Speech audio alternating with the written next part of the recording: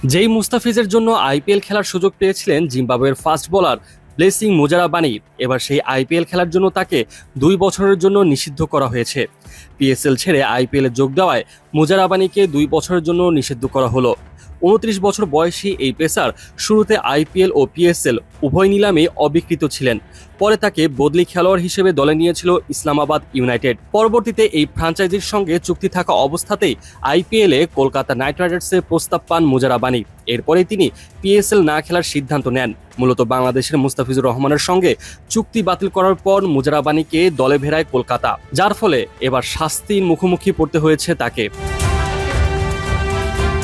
চলমান আইপিএলে কলকাতার হয়ে ইতিমধ্যে 2টি ম্যাচ খেলেছেন মুজারাবানি। নিজের দ্বিতীয় ম্যাচে সানরাইজার্স হায়দ্রাবাদের বিপক্ষে 41 রানে 4 উইকেট নিয়েছিলেন তিনি। মুজারাবানি ছাড়াও জনসন এবং দাসুন সানাকাও আইপিএলে খেলার জন্য এবারের পিএসএল থেকে নাম প্রত্যাহার করে নিয়েছেন।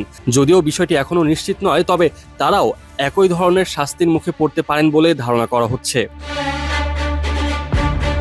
পিএসএল এর এক বিবৃতিতে বলা হয়েছে, ফ্র্যাঞ্চাইজি লিগগুলোতে পেশাদারিত্ব বজায় রাখতে খেলোয়াড়দের স্বচ্ছতা ও ধারাবাহিকতা থাকা প্রয়োজন। একটি চুক্তি বহাল থাকা অবস্থায় অন্য চুক্তিতে জড়ানো খেলার প্রত্যাশিত মানের পরিপন্থী। এই ধরনের আচরণ যদি নিয়ন্ত্রণ না হয়, তবে ফ্র্যাঞ্চাইজি নিয়ন্ত্রক সংস্থা ও সংশ্লিষ্টদের মধ্যে আস্থার সংকট তৈরি হবে। বিবৃতিতে আরও উল্লেখ করা হয়, চুক্তি ভঙ্গের গুরুত্ব বিবেচনা করেই 2 বছরের এই নিষেধাজ্ঞা দেওয়া হয়েছে। গেল বেশ কিছু আসর ধরে আইপিএল এবং পিএসএল বলা যায় একই সময়ে আয়োজিত হচ্ছে।